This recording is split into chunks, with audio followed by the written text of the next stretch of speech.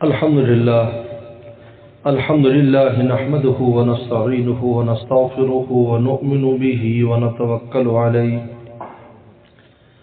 ونعوذ بالله من شرور أنفسنا ومن سيئات أعمالنا من يهده الله فلا مضل له ومن يضلل فلا هادي له ونشهد أن لا إله إلا الله وحده لا شريك له ونشهد أن سيدنا وسندنا وحبيبنا وشفيعنا ومولانا محمدا عبده ورسوله صلى الله تعالى عليه وعلى آله وأصحابه وبارك وسلم أما بعد فأعوذ بالله من الشيطان الرجيم بسم الله الرحمن الرحيم إنا نحن نزلنا الذكر وإنا له لحافظون وقال تعالى لو أنزلنا هذا القرآن على جبل لرأيته خاشعا متصدعا من خشية الله وتلك الأمثال نضربها للناس لعلهم يتفكرون وقال تعالى بسم الله الرحمن الرحيم إنا أنزلناه في ليلة القدر وما أدراك ما ليلة القدر ليلة القدر خير من 1000 شهر وقال النبي صلى الله عليه وسلم خيركم من تعلم القرآن وعلمه وقال النبي صلى الله عليه وسلم اشراف امتی حملۃ القرآن واصحاب الليل او کما قال علیہ الصلاۃ والسلام صدق اللہ وصدق رسولہ النبی الکریم۔ مخدوم محترم حضرت مولانا ارشاد الحق صاحب دامت برکاتہ، مولانا مفتی عبداللہ صاحب دامت برکاتہ، مولانا عبد الرحمن جامی صاحب دامت برکاتہ اور اس ادارے کے ذمہ دار ہمارے برادر گرامی مولانا محمد اکرم صاحب دامت برکاتہ، حضرات علماء کرام، طلبہ اعزام، میرے محترم بزرگ اور دوستوں،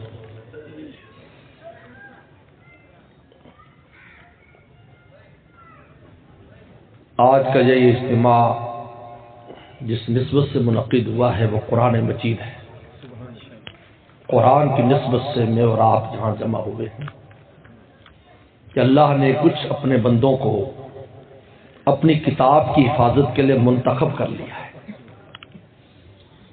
یاد رکھیں، علوم قرآنی اور وحی الہی کے لیے انتخاب ہوتا ہے، اللہ منتخب کر کے لاتے ہیں۔ قرآن مجید کہتا ہے ثم اورثنا الکتاب، ہم اس کتاب کو وراثت کے طور پر کس کو دیتے ہیں؟ الذین اصطفینا من عبادنا، اپنے بندوں میں سے جن کو منتخب کرتے ہیں۔ سبحان اللہ۔ یا ہر ایک کو دولت نہیں ملتی، اس کے لیے انتخاب ہوتا ہے، پتہ نہیں کہاں کہاں سے انتخاب ہوتا ہے، اور پھر یہ دولت اس کے سینے میں رکھی جاتی ہے اور اس کو اس کا محافظ بنایا جاتا ہے، اور حافظ کا ٹائٹل اپنے نام میں سے اللہ اس کو دے دیتے ہیں۔ حالانکہ میں کہا کرتا ہوں حافظ اپنے لغوی معنی کے اعتبار سے تو ہم سب پر صادق آتا ہے، اور اپنی جان کی حفاظت کرتے ہیں، بال بچوں کی حفاظت کرتے ہیں، کھیتی باڑی کی حفاظت کرتے ہیں، دکانداری کی حفاظت کرتے ہیں، گھر بار کی حفاظت کرتے ہیں، یہاں تک کہ ہماری فوج ملک کی حفاظت کرتی ہے، پولیس شہر کی حفاظت کرتی ہے، رینجر والے سرحدوں کی حفاظت کرتے ہیں، لیکن کسی کے اوپر لفظ حافظ بولنے کی اجازت نہیں ہے، اور اگر بولا بھی جائے گا تو اس کا معنی کبھی کوئی یہ نہیں سمجھے گا کہ اس حافظ سے مراد یہ ہے کہ ملک کی حفاظت کرنے والا، اس حافظ سے مراد یہ کہ سرحد کی حفاظت کرنے والا، کھیتی کی حفاظت کرنے والا۔ کیا ہے؟ آپ بتائیں کیا ہے حافظ سے مراد؟ قرآن کی حفاظت کرنے والا۔ اللہ نے اس لفظ کو خاص ان لوگوں کے لیے کر دیا ہے جن کے سینے میں قرآن ہے، جو قرآن کے محافظ ہیں. یاد رکھو، یہ کوئی معمولی بات نہیں ہے، معمولی اعزاز نہیں ہے کہ ایک لفظ بولا جاتا ہے جو لغوی معنی کے اعتبار سے بڑی وسعت رکھتا ہے، لیکن جب اصطلاحی اعتبار سے بولا جائے اور ہر بندہ یہی سمجھتا ہے اس کو کہ حافظ سے مراد یہ ہے جو قرآن کی حفاظت کرنے والا ہے، جس نے قرآن حفظ کر لیا، اپنے سینے میں اس کو محفوظ کر لیا ہے. اور اللہ فرماتے انا نحن نزلنا الذکر وانا لہ لحافظون، ہم نے اس قرآن کو نازل کیا ہے اور ہم حفاظت کریں گے. عجیب بات ہے، اللہ تعالیٰ نے اس فعل کو اپنی طرف منسوب کیا، انا لہ لحافظون. یہ نہیں کہا کہ یہ بندے کریں گے حفاظت، حالانکہ قرآن مجید نے دوسرے کتابوں پر بھی مستحفظوا من کتاب اللہ، کہ یہ یہودیوں کے ربی اور علماء، عیسائیوں کے پادری اور علماء یہ تورات کی حفاظت کریں گے، یہ انجیل کی حفاظت کریں گے، لیکن حفاظت نہ کر سکے. لیکن قرآن کی حفاظت کی باری اللہ نے نہیں کہا میرے بندے حفاظت کریں گے، کہا کہ میں خود حفاظت کروں گا. اپنی طرف نسبت کی اپنے بندوں کے فعل کی. اس سے آپ اندازہ کریں کہ یہ فعل کتنا اونچا ہے کہ کرنے والا بندہ ہے اور نسبت اللہ نے اپنی ذات کی طرف کر، انا لہ لحافظون، ہم کریں گے حفاظت. جیسے بادشاہ کسی مزدور سے کام کرے، پھر کبھی ہم نے یہ کام کیا ہے تو اس مزدور کے لیے اس سے بڑا کیا اعزاز ہوگا کہ اس مزدور کی اس کمزوری کے جیسے کام کو وہ رب کائنات کہتا ہے انا لہ لحافظون، ہم حفاظت کریں گے، اور ہم نے حافظ کا ٹائٹل ان کو دے دیا ہے. میرے دوست، یہی خصوصیت ہے اس دین کی، اس کی کسی زیر و زبر کے قیامت تک کوئی تبدیلی نہیں کر سکتا. یہاں تک کہ حضور صلی اللہ علیہ وسلم نے جو تشریحات فرمائی ہے، کسی مائی کے لال کو یہ اجازت نہیں ہے کہ اس کو تبدیل کر سکے. پوری دنیا کوشش کر رہی ہے، پہلے قرآن کو مٹانے کی کوشش، پھر حدیث کو مٹانے کی کوشش، لیکن الحمدللہ کبھی کامیاب نہیں ہوئے. یہ مسلح پر بیٹھے ہوئے درویش ان مدرسوں میں، آج تو اللہ کا شکر ہے مدرسے اچھے بن گئے، اللہ نے قوم کو توفیق دے دی کہ یہ مدرسے اچھے بن رہے ہیں، ورنہ بڑے موجود ہیں، ان سے پوچھیں. پہلے جو مدرسے ہوا کرتے تھے جھونپڑیوں کے اندر ہوا کرتے تھے، درختوں کے نیچے بیٹھ کر پڑھتے، تو آج بھی کئی جگہ پر ہے.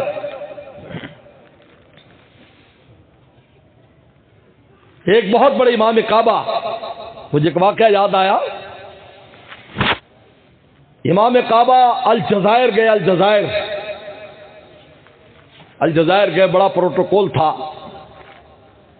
انہوں نے کہا یار میں جنگلوں میں جانا چاہتا ہوں، مجھے جنگلوں میں لے جاؤ، کیونکہ افریقہ کے جنگل جو ہے وہ مشہور ہیں، وہاں بندہ جہاں جاتا ہے تو جنگل کی سیر کرتا ہے بھی، کیونکہ افریقہ اپنی جنگلوں کے اعتبار سے بڑا مشہور ہے.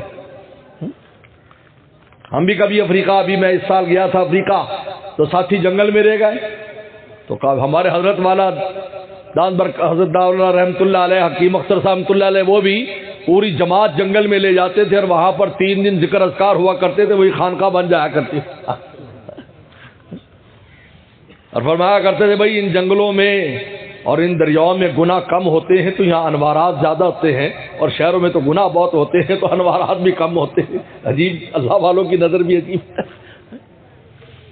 کہا مجھے جنگلوں میں لے جاؤ، تو جنگلوں میں گئے تو دیکھا کہ وہاں ایک درخت کے نیچے ایک استاد صاحب طالب علموں کو، مٹی کے اوپر سارے طالب علم بیٹھے ہیں، استاد بھی مٹی پہ بیٹھا ہے، چھت پہ کوئی چھت نہیں ہے، اور وہ زبانی قرآن مجید یاد کرا رہا ہے، قرآن کے نسخے بھی نہیں ہیں، زبانی یاد کرا رہا ہے اور یاد کر رہے ہیں. وہ امام صاحب اب مکہ مدینہ سے گئے، اور حرمین شریفین اس وقت پوری دنیا میں حرمین کی جو عمارت ہے دنیاوی اعتبار سے پورے عالم میں اتنی قیمتی عمارت کوئی نہیں ہے، پورے عالم میں دنیاوی اعتبار سے اتنی قیمتی عمارت ہے، اور وسعت کے اعتبار سے ماشاءاللہ خانہ کعبہ میں 20 لاکھ آدمی نماز پڑھ سکتے ہیں، اور مسجد نبوی میں 10 لاکھ آدمی نماز پڑھ سکتے ہیں. اب وہ وہاں سے جانے والا ایک امام جس نے وہ منظر دیکھا ہو، وہ یہاں دیکھا کہ ریت کے اوپر بیٹھے ہوئے درخت کے نیچے قرآن مجید کی نسخے، بھائی کیوں نسخے نہیں ہیں؟ کہتے جی استطاعت ہی نہیں ہے ہمارے پاس کہ ہم نسخے خرید سکیں۔ اب وہ زبانی پڑھ رہے ہیں، اس نے امتحان لیا، امام صاحب نے امتحان لیا تو ایک بچہ بہت ذہین ذکی، جہاں سے پوچھے امام صاحب فوراً بتائے۔ انہوں نے کہا یار اس بچے کا نام دے دو مجھے، اس کا نام کیا ہے اور اس کے والدین کی ملاقات کراؤ۔ شاہ فیصل کا زمانہ تھا، امام صاحب واپس آئے، شاہ فیصل سے کہا میں ایک طالب علم لانا چاہتا ہوں الجزائر سے، آپ اگر اجازت دیں اس کے لیے ویزے کی اجازت دیں اور یہاں آ جائیں اور یہاں پر پڑھ لے، بہت ذہین اور ذکی ہے۔ امام شاہ فیصل نے کہا بالکل آپ بلوا لیں۔ خیر بچہ مکہ شریف آ گیا، مدرسے وہاں یونیورسٹی میں مدرسوں میں داخل کیا گیا، مدینہ میں پڑھتا رہا۔ وہ الجزائری کے نام سے مفسر قرآن بنا، اس کو سعودیہ نے نیشنلٹی دی، سعودی، اور مکہ شریف کے حرم مکہ کے اندر وہاں بیٹھ کر وہ تفسیر کیا کرتا تھا، اور اس کی آج تفسیر الجزائری کے نام سے 3 جلدوں میں وہ تفسیر بھی چھپ چکی ہے۔ میرے دوست آج بھی دنیا میں اس دین کے وارثین ایسے ایسے حالات میں پیدا ہو رہے ہیں۔ اللہ کا شکر ادا کرنا چاہیے ہمیں کہ اللہ تعالیٰ نے پاکستان کو اعزاز دیا ہے۔ میں ایک بات اس دفعہ ہر جلسے میں میں نے کہی کہ اللہ تعالیٰ فرماتے ہیں کہ ہم جن کا انتخاب کرتے ہیں نبی کے وراثت کے لیے، ان کو ہم کتاب دیتے ہیں، ان کے سینے میں کتاب رکھتے ہیں۔ اللہ فرماتے ہیں الرحمن علم القرآن، جن پر ہماری رحمت ہوتی ہے ہم انہیں قرآن کے علم عطا کرتے ہیں۔ اور اللہ تعالیٰ فرماتے ہیں قل بفضل اللہ وبرحمتہ فبذلک فلیفرحوا، میرا فضل رحمت جن لوگوں پر ہوتا ہے ان کو میں قرآن کا علم دیتا ہوں۔ الحمدللہ اس سال پاکستان میں وفاق المدارس کے تحت 1,14,000 بچے اور بچیوں نے قرآن مجید مکمل کیا ہے، جو پوری دنیا میں اسلامی حکومتوں سمیت، اسلامی سلطنتوں سمیت کسی جگہ پر اتنی بڑی تعداد نہیں۔ تو میں کہا کرتا پاکستانیوں تم پر خدا کا فضل بھی بہت ہے، خدا کی رحمت بھی بہت ہے، اور وارثین پیغمبر کے اللہ نے ہماری قوم کو منتخب کیا ہوا ہے۔ سبحان اللہ، ماشاءاللہ، اتنی بڑی تعداد، اور علماء کی تعداد تو الگ ہے، یہ وہ ہیں جو صرف قرآن حفظ کر رہے ہیں، جنہوں نے کیا ہے اور باقاعدہ رجسٹر امتحان دیا ہے۔ کسی جگہ ایسی تعداد نہیں۔ اللہ فرماتے ہم ان کا انتخاب کرتے ہیں، ہم انتخاب کرتے ہیں۔ استفینا من عبادنا، اپنے بندوں میں جن کو منتخب کرتے ہیں ہم ان کو یہ قرآن مجید کی نعمت دیتے ہیں۔ ہمارے والد صاحب رحمۃ اللہ علیہ مولانا نیاز احمد صاحب بڑی دور کا سفر کر کے آئے تھے، آپ کے بہاول نگر میں، چین کے رہنے والے تھے۔ بعض علم دین سیکھنے کے لیے آئے تو بہاول نگر ان کے بڑے لے آئے تو بہاول نگری ہو گئے۔ وہ فرمایا کرتے تھے کہ انا انزلنا کی صورت میں اللہ تعالیٰ نے اس ایک رات کی قیمت بتائی ہے جس رات میں قرآن اترا ہے، اس رات کی قیمت بتائی۔ ہر ایک کو معلوم ہے اس آیت کے بارے میں، اس آیت پر آخری عشرے میں تقریباً ہر عالم اس پر گفتگو کرتا ہے، انا انزلنا فی لیلۃ القدر، کہ ہم نے لیلۃ القدر میں قرآن نازل کیا ہے۔ ہمارے مرشد اس کا ترجمہ کرتے تھے کہ قدر والے نے قدر والی کتاب قدر والے پیغمبر پر بھیجی، قدر والی امت کے لیے۔ یہ فرمایا کرتے اللہ والوں کے بھی اپنے حساب، قدر والے نے قدر والی کتاب قدر والے پیغمبر پر قدر والی امت کے لیے بھیجی، سب کی قدریں تھی فی لیلۃ القدر۔ تو حضرت والد صاحب فرمایا کرتے تھے کہ یہ رات راستہ تھا، اس راستے سے آئی، یعنی اس زمانے میں آئی، یہ ایسی ہے جیسے کوئی اللہ کا ولی کہیں سے گزر جاتا ہے، کہیں بیٹھ جاتا ہے، لوگ اس جگہ کے اکرام کرتے کہ یہاں پر فلاں بزرگ ٹھہرا کرتے تھے۔ آج بھی ہم کہیں جاتے کہتے یار حضرت عطا اللہ شاہ صاحب بخاری رحمۃ اللہ علیہ اس بیٹھک میں ٹھہرے تھے، حضرت فلاں یہاں ٹھہرے تھے، تو لوگ احترام کی نگاہ سے اس جگہ کو دیکھتے ہیں۔ اللہ تعالی نے فرمایا وہ جو رات راستہ تھی اس کی قیمت یہ ہے خیر من الف شہر، 1000 مہینے کی عبادت سے بڑھ کر اس رات کی قیمت ہے۔ تو والد صاحب فرمایا کرتے تھے جب راستے کی یہ قیمت ہے تو جس سینے میں آ کر ٹھہر جاتا ہے تو سینے کی کیا قیمت ہوگی؟ یہ تو راستہ ہے، راستے قیمت خیر من الف شہر۔ اور ابن رجب حنبلی نے تو عجیب بات لکھی ہے، کیونکہ عام طور ترجمہ کہتے ہیں 84 سال کی عبادت، ابن رجب حنبلی کہتا ہے خیر من الف، یہ اللہ کا خیر ہے 1000 مہینوں سے زیادہ۔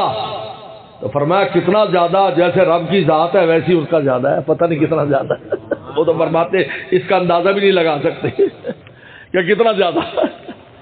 اور پھر بڑی بات، بڑی خوبصورت بات کہی، انہوں نے کہا لفظ الف ہو، ہر زمانے میں ایک چیز کی قیمت ہوتی ہے۔ اس زمانے میں 1000 بہت بڑی عدد تھا، 1000 ہوتا ہو بڑا امیر آدمی 1000 ہے، پھر لاکھ والے کو لکھ، ہمارے زمانے تک بچپن میں لکھ پتی بڑا یہ بڑا لکھ پتی ہے، اچھا ایسے حیرت سے دیکھتے تھے بڑا امیر آدمی یار، پھر کروڑ پتی، پھر ارب پتی، اب کھرب پتی۔ اب کھرب پتی بھی غریب ہے، بے غریب ہے تو پیسہ چوری کرتے ہیں نا قوم کا، غریب ہے کیونکہ ان کو اور ضرورت ہے، کھرب پتی کو اور ضرورت ہے، پیٹ تو بھرتا نہیں۔ حدیث شریف میں آتا ہے کہ پیٹ قبر کی مٹی بھرے گی اور کوئی چیز نہیں بھر سکتی۔ اس لیے حضرت فرمایا، حضرت عمر رضی فرماتے ہیں اگر کوئی چاہتا ہے سب سے امیر ہونا، قناعت پیدا کر لے کہ جو اللہ نے دیا اللہ تعالیٰ تیرا لاکھ لاکھ شکر ہے۔ حضرت مولانا یوسف الدانوی شہید رحم اللہ کسی نے لکھا کہ میں پریشان رہتا ہوں، سنو سب اس میں مبتلا ہے، سنو کہا میں پریشان رہتا ہوں، مجھے خود خط دکھایا انہوں نے، آپ نے جواب میں لکھا اس لیے پریشان نہیں ہو کہ روٹی پانی نہیں ہے، اس لیے پریشان ہو کہ جو نعمتیں اپنے پاس ہیں ان کی قدر نہیں ہے، دوسروں کی نعمتیں دیکھ دیکھ کر فکر میں لگے رہے ہو تو نہ ان کی قدر ہے، نہ وہ ہاتھ آتی ہے، نہ یہ ہاتھ آتی ہے تو پریشان ہے۔ آج ہم اس لیے پریشان نہیں ہیں کہ ہمارے پاس وسائل نہیں۔ پیغمبر صلی اللہ علیہ وسلم کے علامہ ابن جوزی نے 6 صدی ہجری میں کہا تھا، 600 سال رسول اللہ کے بعد کہا تھا کہ پیغمبر سلام کے سارے گھروں کا اثاثہ اکٹھا کر لو، کہ آپ کے اما عائشہ صدیقہ کے گھر میں کیا تھا، ام سلمہ رضی اللہ عنہ کے گھر میں کیا تھا، ان پورے اثاثوں کو اکٹھا کر کے غریب سے غریب آدمی اپنے گھر کا اثاثہ دیکھے تو وہ 9 گھروں کے اثاثوں سے زیادہ ہوگا، پھر بھی کہتا میں غریب ہوں، میں پریشان ہوں، کہتا ہے سرد غربت نے مار دیتا، استغفر اللہ استغفر اللہ، یہ لفظ بھی نہیں بولنا چاہیے، دل میں ایمان رکھنے والا کہا میں غریب ہوں۔ ایمان جیسی دولت کنجی جنت کی لیے پھرتا ہے، جس کے بارے میں بخاری کی حدیث میں آتا ہے کہ آدھے دوپٹے کی قیمت حور کی پورا عالم مل کر ادا نہیں کر سکتا، فرمایا اگر حور جھانک لے چاہے سورج کی روشنی ختم ہو جائے۔ ہاں 70 حوریں انتظار کر رہی ہیں تیرا، 2 تو کم از کم ملیں گی، لیکن نال اپنی یہ سوانے بھی ہو سی، یہ یاد رکھا، یہ سوانے نہ ہو سی۔ امام صاحب تھے نا جو تقریر کر رہے تھے جمعے کی، اللہ ابن جوزی نے روایت نقل کی ہے کہ پہلے دروازے میں جائے گا تو ایسی حور ہوگی، دوسرے میں جائے گا تو ایسی حور ہوگی، تیسرے میں جائے گا تو محل بتاتے بتاتے چھٹے میں جائے ایسی، اور کہ جب 7ویں میں جائے گا تو اس کی بیگم ہوگی۔ تو ایک آدمی کھڑا ہو گیا، انہوں نے کہا یار 6 دروازے تک ہی رہنے سے آگے کیوں گیا تم؟ لیکن ام سلمہ رضی اللہ عنہ کی روایت سن لو میرے دوستو، سن لو۔ تو ام سلمہ رضی اللہ عنہ نے پوچھا اللہ کے نبی صلی اللہ علیہ وسلم ہمیں حوروں کا سردار کیوں بنایا جائے گا، جبکہ حوروں کے اندر تو اتنی اونچی اوصاف ہے جن کو قرآن نے بیان کیا ہے، ہم میں تو ہزاروں خامیاں، ہمیں کچھ سردار بنایا جائے گا۔ تو آپ نے فرمایا ان کے چہرے پر نماز کا نور نہیں ہوگا، ان کے چہرے پر روزے کا نور نہیں ہوگا، ان کے چہرے پر حج عمرے کا نور نہیں ہوگا، ان کے چہرے پر بچوں کو پالنے کی مشقت کا نور نہیں ہوگا، ان کے بچے حافظ قاری عالم بنیں گے اس صدقہ جاریہ کا نور نہیں ہوگا، ان کے چہرے پر صدقہ زکوٰۃ کا نور نہیں ہوگا۔ تمہارے چہرے پر یہ دنیا میں جو تم نیکیاں کرتی ہو، مجاہدے کرتی ہو، جب یہ نور شامل ہو جائے گا حوریں تمہارے سامنے مان پڑ جائیں گی۔ اس لیے تمہیں سردار بنایا ہے کیونکہ تم مشقتیں کر کے جا رہے ہیں۔ لیکن شیرینی اور لذات مکر حضرت فرماتے تھانوی رحم اللہ، میرے دل میں اشکال آیا، اللہ تعالیٰ چاہتے ہمیں وہیں سے جنت بھیج دیتے، نیک روحوں کو اتنی مشقت کے لیے دنیا میں ہمیں بھیجا اور مشقتیں کرا کرا کر پھر جنت میں لے کر جائیں گے۔ تو کہا کہ مولانا رومی رحمۃ اللہ علیہ کہ یہ شعر جب میرے سامنے آیا تو مسئلہ حل ہو گیا کہ لے کے شیرینی اور لذات مکر ہنس بر اندازہ رنج سفر، کہا کہ دوست منزل کا مزہ اسی کو آتا ہے جو راستے میں تکلیف اٹھاتا ہے، اس کو منزل کا مزہ آتا ہے، جس نے تکلیف ہی نہ اٹھائی ہو۔ بولو بھائی، شام کو افطاری کا مزہ کس کو آتا ہے؟ بے روزے دار نو یا روزے دار نو؟ بے روزے دار بھی ساتھ بیٹھ جاتا ہے اور خوب، لیکن مزہ اس کو نہیں آتا، مزہ روزے دار کو آتا ہے۔ للصائم فرحتان، فرماتے دو خوشیاں، روزہ بھی مکمل ہو گیا، مولا بھی راضی ہو گیا، کھانے کو بھی مل گیا۔ صائم فرحتان، ہمارے دوست کہتے ہیں، ہمارے بچے کہتے ہیں آہا روزے آ رہے، کیونکہ اس روزوں میں اماں اور ابا جو چیزیں لاتے ہیں وہ تو پورے سال میں نہیں لاتے، لیکن اس وقت تو رزق کھلا ہوتا ہے، کہا کہ وہ کھانے کو نہیں ملتی جو روزے میں کھانے کو ملتی ہے۔ لسان میں بھرا تھا، فرمایا کہ لے کی شیرینی اور لذات مکر، جنت کا مزہ بھی ان کو آئے گا جو تکلیفیں اٹھاتے ہیں۔ مجاہدین سے مت ڈرا کرو، نماز مشکل ہو رہی ہے، مشکل ہو رہا میاں، یہ وہاں کے مزے کے لیے، وہاں کا مزہ بڑھ جائے گا۔ اس لیے سب سے پہلے جنتی کیا کہیں گے؟ الحمدللہ الذی اذھب عنا الحزن، الحمدللہ آج سارے غم دور ہو گئے، سارے غم دور ہو گئے۔ یہ حدیث شریف میں آتا ہے نیک آدمی مرتا ہے، فرمایا کہ یہ نیک آدمی دنیا کی تکلیفوں سے آرام پا گیا، اور اگر بدمعاش مرتا ہے فرمایا کہ اللہ کی مخلوق نے اس سے آرام پا لیا، تو کہ مخلوق ڈرتی ہے بدمعاش سے۔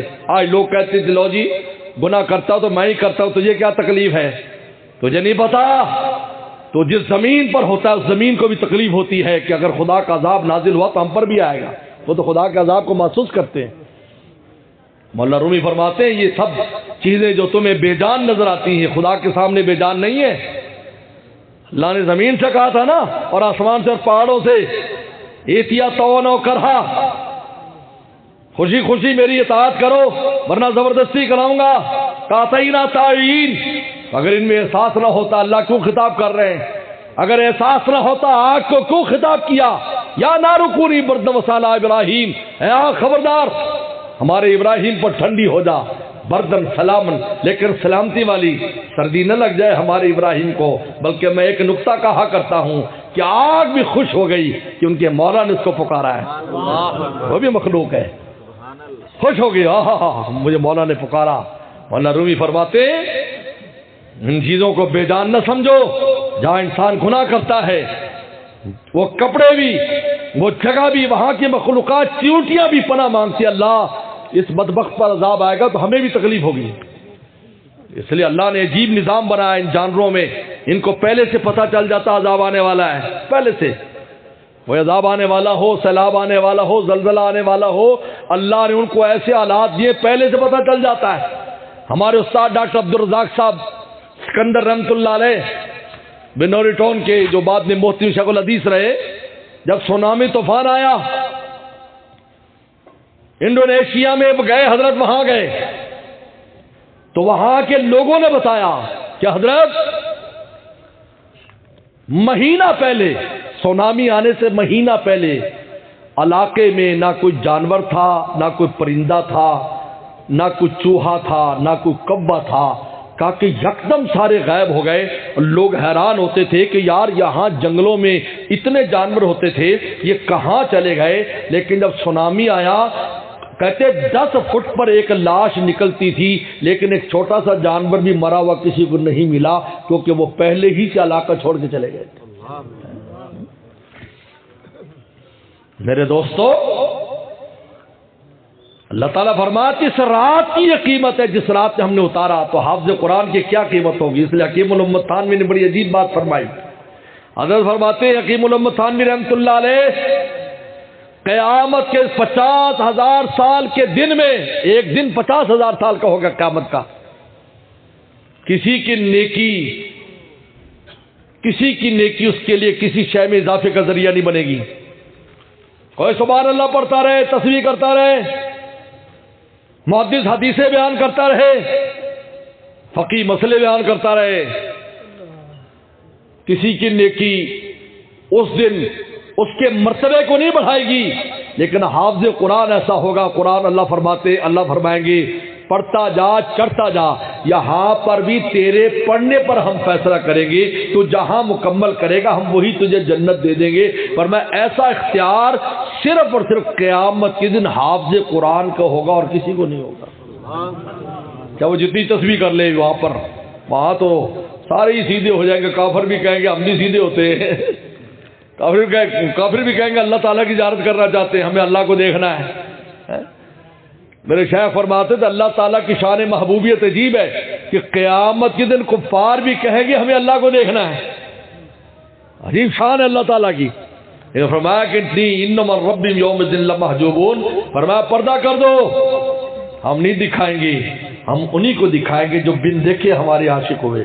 یؤمنون بالغیب، یؤمنون بالغیب، بن دیکھے جو عاشق ہوئے ان کو دکھائیں گے. وجوہ یومئذ ناظرہ الی ربہا ناظرہ. اور جب اللہ وہاں جلوہ فرما ہوں گے تو جلال کی یہ کیفیت ہوگی کہ کوئی آنکھ اوپر اٹھ کر دیکھ نہ سکے گی، لیکن وہ کہیں گے ہمیں جمال کی حالت میں دیکھنا ہے. انما الرب یومئذ لمحجوبون، ہم کسی کو نہیں دکھائیں گے. اللہ فرماتے ہیں آج پردہ کر دو ان کے سامنے. اگر دنیا میں ہمارے عاشق ہوتے تو آج ہم ان کو اپنا جلوہ دکھاتے. جو دنیا میں میرے نام پر زندہ رہتا ہے ہم اپنی ذات اسی کو دکھائیں گے قیامت کے دن. یہاں نام پر زندہ رہنا ہے، یہاں وحی الہی کے تابع ہو کر رہنا ہے. میرے دوست حدیث شریف میں آتا ہے فرمایا کن عالمن، عالم بن جاؤ، اور متعلمن، طالب علم بن جاؤ، اور مستمعن یا دین کی بات سننے والے بن جاؤ، اور محبن یا ان سے محبت کرنے والے بن جاؤ. ولا تکن خامس فتہلک، پانچواں نہ بننا تم ہلاک ہو جاؤ گے. تو ہمارے استاد مفتی رضا الحق صاحب دان برکات، ہمارے دو استاد صرف حیات ہیں اس وقت. ابھی ہمارے استاد سے مولانا مفتاح اللہ صاحب جو شیخ الحدیث تھے اس وقت بنوری ٹون کے، ان کا بھی انتقال ہوا، ہفتہ ڈیڑھ ہوا. ماشاءاللہ ایسے قرآن کے عاشق تھے، بلکہ میں تو سمجھتا ہوں ہمیں قرآن کے ساتھ جو شغف ہے اور خصوصاً تفسیر کے ساتھ حضرت نے لگایا. یہ حقیقت بات ہے. 3 سال ہم نے ان سے تفسیر پڑھی، لیکن ایسے انہوں نے چسکا لگایا کہ بس کیا بیان کریں. اور حضرت کی اب حالت یہ تھی کہ روزانہ پورا ایک قرآن مجید تلاوت فرماتے تھے. آج کل کہتے گھر جاتے تھے، بخاری پڑھا کر جب آتے تو کمرہ بند کر لیتے تھے اور تلاوت شروع کر دیتے تھے. اور تہجد کی نماز میں 3 سے 5 سپارے روزانہ پڑھنے کا حضرت کا معمول تھا. اب انتقال ہوا حضرت کا. تو مفتی رضا الحق صاحب یہ شیخ الحدیث ہیں ساؤتھ افریقہ میں، بہت بڑے آدمی، حضرت بن نور رحمہ اللہ خاص شاگرد. وہ فرماتے تھے کہ یہ جو محبن کا لفظ ہے نا، محبن کہ محبت کر، کہا کہ اس محبت سے مراد زبانی کلامی نہیں ہے، مراد ہے ان کی خدمت کر. یہ مراد ہے. محبن کا معنی یہ نہیں ہے کہ بس محبت کرتے رہو، کہ جو بڑی بڑی محبت ہے طالب علموں سے، علماء سے، مدرسوں سے، اور پیسے کی بیاری ہے ان کا. جی یہ ایک مشکل کام ہے. بہت سے عاشق ایسے ہوتے ہیں نا جو خون کے عاشق نہیں ہوتے، کھانے پینے کے عاشق ہوتے ہیں. اور یہ واقعہ حضرت مولانا جمشید صاحب رحمۃ اللہ تبلیغ جماعت والے جامعہ اشرفیہ میں میرے شیخ آئے ہوئے تھے، تو اس وقت حضرت ان کو ملنے کے لیے آئے. تو اس وقت حضرت نے ہمیں سنایا کھڑے ہو کر کہ مجنو جو ہے، مجنو کو پتہ، مجنو نے کہا میں لیلا کے مسجد میں اعتکاف کروں گا، چلو لیلا سے کچھ تو قربت ہو جائے. ویسے تو ملاقات بہت مشکل تھی، قبیلوں میں لڑائی تھی، تو وہاں پر معتکف ہو گیا. تو لیلا کو پتہ چلا کہ بھائی یہاں میرا یار آیا تو وہ روزانہ کھانا پینا بھیجتی، تو کئی جھوٹے مجنو بھی آ گئے وہ کھانا پینا کھا جاتے، وہ تو بیچارہ دیوانہ تھا، اس کو ہوش بھی نہیں ہوتا تھا، وہ پانی اور کھجی سے افطار کر لیتا، مال پانی دوسرے اڑا جاتے۔ جب 10-15 دن ہو گئے تو اس نے کہا کہ بھی ٹیسٹ لینا چاہیے، امتحان لینا چاہیے مجنو صاحب کا، تو اس نے بجائے افطاری کے ٹرے میں ایک چھری اور ایک پیالہ بھیج دیا، انہوں نے کہا مجنو کو کہنا کہ اس کو خون سے بھر دے، خون کاٹ کے اس کو خون سے بھر دے۔ جب اب تو سارے جعلی مجنو دروازے پر کھڑے تھے افطاری کے انتظار میں، دیکھا کہ دسترخوان تو آ رہا ہے، اس کے اوپر دستری بھی ہے، تو جب کھولا تو پیالہ اور چھری چمک رہی، انہیں یہ کیا ہے؟ وہ خادم سے کہا، انہوں نے کہا اس نے کہا ہے لیلا نے بھی بہت کھایا پیا ہے، 15 دن ہو گئے اچھی خاصی میں نے افطاری کرائی ہے، اب میں دیکھنا چاہتی ہوں کہ وہ اپنا خون مجھے دے سکتا ہے، ان کو خون سے بھر دو۔ انہوں نے کہا نہیں نہیں بھائی، ہم تو کھانے والے مجنو ہیں، خون والا مجنو تو اندر بیٹھا ہے، جاؤ آگے جائے۔ تو فرماتے تھے محبن کا معنی یہ نہیں ہے کہ صرف زبانی کلامی محبت کرو، عمل سے کر کے دکھاؤ، پیار کرو ان کے ساتھ، ایمانداروں کے ساتھ۔ میں حقیقت کہتا ہوں آج اس زمانے میں جب پوری دنیا مدرسوں کے خلاف